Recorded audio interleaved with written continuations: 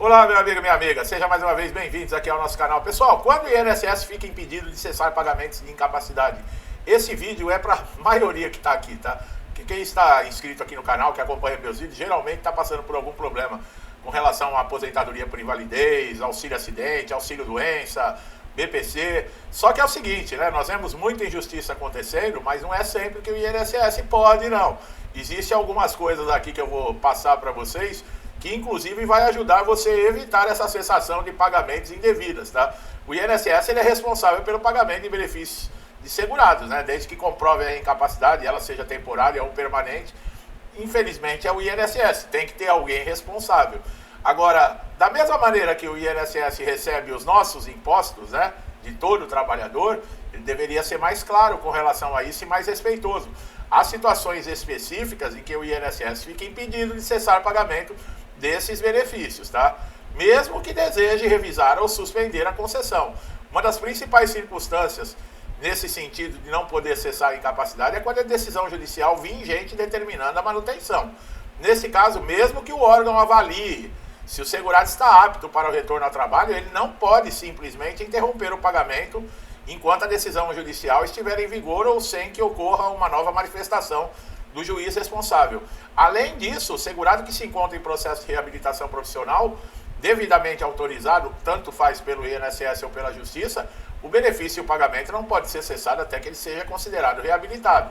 Se não for reabilitado, ele continua recebendo o benefício dele normalmente. Inclusive, eu coloquei vídeo esses dias falando sobre isso. Vale a pena você conferir, tá? Isso está previsto no artigo 62 da Lei 8.213 de 1991, que garante que o pagamento do auxílio-doença até a conclusão do processo de reabilitação ou a concessão da aposentadoria por invalidez. Você de auxílio-doença, que é encaminhado para reabilitação profissional, só tem dois caminhos. Ou eles vão readaptar você dentro da sua condição para uma nova função, ou vão te aposentar por invalidez. É isso que tem que ser, só tem essas duas alternativas. Outro impedimento ocorre quando há recurso pendente da decisão dentro do próprio INSS. Se o segurado entra, por exemplo, lá com recurso administrativo após a cessação do benefício, o INSS deve manter o pagamento até que haja uma decisão definitiva, principalmente se a junta de recurso aceitar o pedido de efeito suspensivo. Olha aí, ó. Há também situações em que o próprio Poder Judiciário impõe medidas para proteger segurados mais vulneráveis, como no caso de doenças graves, idade avançada ou condição de saúde, social delicada. Nesses casos, os juízes podem conceder liminares impedindo a suspensão imediata dos pagamentos até que a questão seja analisada com profundidade.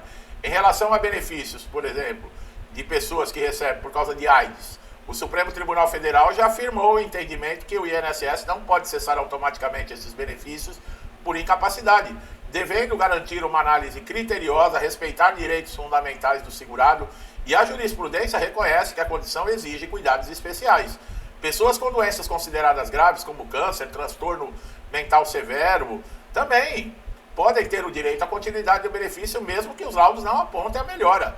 Quer dizer, o INSS, a justiça tem que estar sempre de olho e cobrando, porque isso tudo vai refletir na justiça, e você, segurado, também tem que prestar atenção do que está acontecendo com o seu benefício, tá, pessoal? O meu trabalho aqui de trazer informações para vocês é exatamente para isso, é para esclarecer, tirar dúvidas e mostrar caminhos.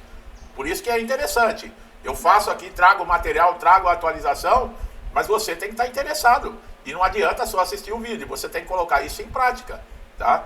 Nesses casos, se houver, por exemplo, risco social envolvido, como vulnerabilidade econômica, ausência de uma rede de apoio, o judiciário vai determinar a continuidade do pagamento até que o segurado tenha condições reais de retornar ao mercado de trabalho. Também é vedada a cessação, tá, abrupta de benefício quando o segurado não está notificado adequadamente da perícia. O INSS tem o dever legal de informar com antecedência a convocação da reavaliação, permitindo que o segurado possa se preparar para apresentar a documentação. Agora, se você, por exemplo, não atualiza o seu cadastro e o INSS tenta entrar em contato, não consegue, e ele suspende ou cessa o seu benefício, nem a justiça dá jeito, tá? Muita gente não leva a sério quando eu falo da atualização de cadastro aqui, mas se você perdeu o benefício por causa disso, não adianta chegar lá no juiz e falar, porque o INSS vai falar, bom, nós tentamos entrar em contato, existe o prazo legal que foi aguardado e ele não retornou. Aí você vai falar o quê? Ah, mas o meu endereço estava desatualizado. Nem a justiça consegue. Você deu a chance para o INSS. Então, quando eu falo de prestar atenção em atualização do cadastro, seja ele endereço, telefone, e-mail, conta bancária, e outra, não confia no sistema do INSS. Pode dar uma pane lá e apagar tudo. Então, uma vez por semana não custa pegar o smartphone e dar uma olhadinha, né, pessoal? Se não existisse o portal Meu INSS, falar, pô, uma vez por semana ir na agência do INSS, aí eu até concordo, que não teria condições. Mas com o portal, no smartphone que a gente carrega para lá e para cá, então você tem deveres também, como eu sempre falo. Se o segurado comparece à perícia, apresenta laudos novos, exames que comprovam a continuidade da incapacidade, o INSS não pode ignorar tais provas, cessar benefícios de maneira automática. O princípio do contraditório e da ampla defesa deve ser respeitado em todo o processo administrativo. Então, nesse caso aqui, você leva exames, tudo novo, atualizado, detalhado, da continuidade da incapacidade e tudo. E como eu falo, o perito lá do INSS, ele nem olha. Ele ignora, ele não olha na tua cara, ele não te examina, ele não ouve você. Só que, como eu sempre digo, né, não tem problema, porque o perito judicial olha o documento e o juiz também. Então, não foi um trabalho perdido, porque você vai utilizar essa documentação na justiça. Esses períodos de calamidade pública que nós tivemos aí, a pandemia, o INSS fica impedido temporariamente de suspender benefícios. Conforme decreto, portarias específicas, essas medidas é até absurdo, né? Tem uma calamidade pública numa cidade, aí as pessoas, por exemplo, debaixo d'água, com enchente, desmoronamento, o INSS chamando para fazer perícia, para reavaliar benefício. Bom, apesar que aqui no Brasil, né, pessoal, vale tudo, né? Quando é para prejudicar a população, o povo, se não tem o que acusar, eles inventam. Aqui vale tudo. A jurisprudência também estabelece que a cessação de benefícios não pode ocorrer sem que o segurado tenha oportunidade de defesa ampla. Olha lá, o chamado devido processo legal, o Estado democrático de direito, né? Que tem muito pilantra que gosta de falar disso, mas não tem nada de democrático. O que seria isso? Você, antes de ter o seu pagamento cessado, você tem direito a demonstrar que você tem razão. Não, o que o INSS faz? Ele cessa o seu pagamento e aí depois você procura as vias que você tem disponíveis para poder reativar o seu benefício. Quer dizer, que ampla defesa que foi essa? Tirou de você o que você mais precisa, que é o pagamento, cessando, e vem falar para mim que existe ampla defesa dentro do INSS? Acompanhamento psicológico, psiquiátrico, contínuo, também pode ser um fator impeditivo de cessação de benefício, especialmente quando há laudos de especialista indicando a possibilidade do retorno ao trabalho. O INSS deve fazer uma avaliação clínica, né, com esses profissionais. O problema é que muitos lá no INSS, né, a gente também não tem certeza se são médicos, né, podemos levantar essa hipótese, mas vamos colocar, a maioria é clínico geral, a maioria não tem especialização. Aí chega lá um problema psiquiátrico grave, o cara já olha, tá coradinho, lembra do coradinho? Tá cheio de gente colocando nos comentários aqui. O perito falou pra mim que eu tô coradinho, que eu tô bom pra trabalhar. Então, você chega lá com um problema psiquiátrico que não é aparente, não é como uma lesão física. Aí você chega lá coradinho, andando bem, corpinho ereto, não, isso aí não tem nada. É assim que fala. Infelizmente é assim, e chama esses caras e o INSS, não, vai passar por avaliação criteriosa por profissionais. Que profissional é esse? Que profissional é esse? Em muitos casos, o segurado, ele é submetido a uma perícia com duração inferior a 5 minutos, o que levanta questionamentos sobre a avaliação. Quando isso ocorre, a justiça pode suspender a decisão do INSS e garantir a continuidade do pagamento, principalmente quando há divergência entre o que o perito diz e os médicos que acompanham o caso relatam. Se o segurado estiver internado no hospital, submetido a tratamento intensivo, com a mobilidade reduzida, ele não pode ser obrigado a comparecer a uma perícia presencial. Nesses casos, você pode solicitar que a perícia seja feita lá no hospital, mas tem que solicitar e tem que ser um período antes, tá, pessoal? Não adianta a perícia amanhã, você solicitar para ele lá hoje. Você tem que avisar isso com no mínimo 15 dias de antecedência. E se você não faz, é o que eu falei, o INSS vai alegar, mas ele avisou muito em cima, não deu tempo. E aí? Entendeu, pessoal? Não pode facilitar por INSS. Eu sempre falo, você está recebendo benefício do INSS, você não tem sossego. Não ache você que eu estou protegido por lei, tem um aqui que falou para mim que eu tinha feito um vídeo da incapacidade, da aposentadoria por invalidez, que tirando aquelas isenções, né, por lei de 60 anos, 55 anos que recebe o benefício a mais de 15, pode ser cancelado quem não tiver nessa condição?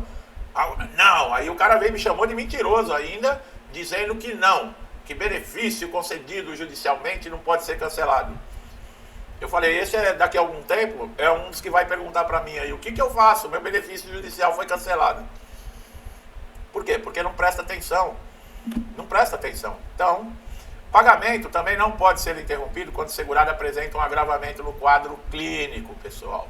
Logo após a cessação inicial, olha aí, ó. Nesses casos é possível você solicitar a reativação do benefício.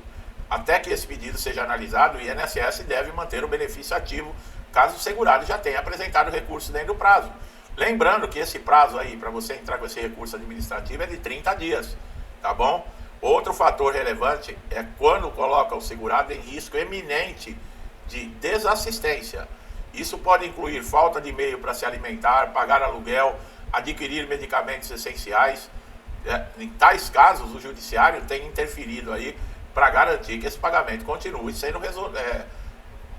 contínuo, né? Não pode, muita gente só tem essa renda, e muita gente não tem mais família, pessoal. Tem muita gente que mora sozinho, numa cidadezinha, não tem família, não tem ninguém, e sobrevive disso. Não tem condições de trabalhar, pagou o INSS a vida inteira. E como é que você vai cessar o pagamento de uma pessoa dessa? Você está condenando ela à mendicância. Não tem condições de fazer uma coisa assim. Quer dizer, tem que existir alguma coisa que protege o segurado, que nesse caso é a justiça. Não tem outro meio. Segurados que estão em tratamento, por exemplo, contínuo no SUS, em programas de apoio social, a cessação do benefício pode comprometer o andamento, o tratamento, resultar em retrocesso no estado de saúde. Como é que você pega uma pessoa com câncer, por exemplo, avançado, em estágio crítico e cancela? Mas você está falando que o perito cancela? Cancela. Não duvidem. Não duvidem. O perito já cessou o benefício de gente em estado que, olha, quase terminal, e o perito cessou. E disse que a pessoa estava boa para trabalhar. E INSS não tem coração, pessoal. É claro que o órgão não tem coração, mas eu digo, os funcionários, os prestadores de serviços que são pagos com o nosso dinheiro, não tem alma, não. Não pensa você que você chegar lá no INSS todo sorridente, bonzinho, e sentar com o funcionário, contar o que você está passando, que ele vai ter a empatia de se colocar no seu lugar. Não existe isso, não. É o que eu falei, tem muita gente que entra na sala do perito e trata o perito como se fosse um amigo. Quer contar problema com o filho, quer contar problema financeiro. Você vai fazer com que o perito fique com raiva de você, mande você sair da sala o mais rápido possível e cessar seu benefício. O perito, ele não é seu amigo, ele não é seu compadre, ele não é nada seu. E ao contrário, ele está ali para fazer uma avaliação que muitas vezes ele não faz, ele é negligente, tá? E ele está ali para te arrebentar, ele não está ali para te ajudar, não. Não tenha dúvida disso. Não entre na sala também vendo o inimigo na frente, mas faça o seu papel. Entre na sala, responda o que for perguntado, não enrola. Se perguntar o que você tem, seja direto. Não fique falando que você tem 10 problemas de saúde, porque você vai piorar mais ainda a situação. Tá bom, meu amigo e minha amiga? Essas são dicas essenciais. Tá? Eu conheço muito bem o INSS. Não tenha dúvida do que eu estou falando, tá? Gostou do meu trabalho? Não deixe de dar um like, se inscreva no canal, ative o sininho de notificação, para você estar sempre sendo beneficiado com os nossos novos conteúdos. Você só tem a ganhar com isso, tá? Meu amigo e minha amiga que me incentiva a estar todos os dias aqui, meu muito obrigado. Que Deus abençoe a casa, a vida, a família de vocês, com paz, saúde, prosperidade, alegria, com tudo de bom, tá, pessoal? Tudo que eu desejo para mim e para minha família, eu lhes desejo em dobro. Deixa um forte abraço e até os próximos vídeos.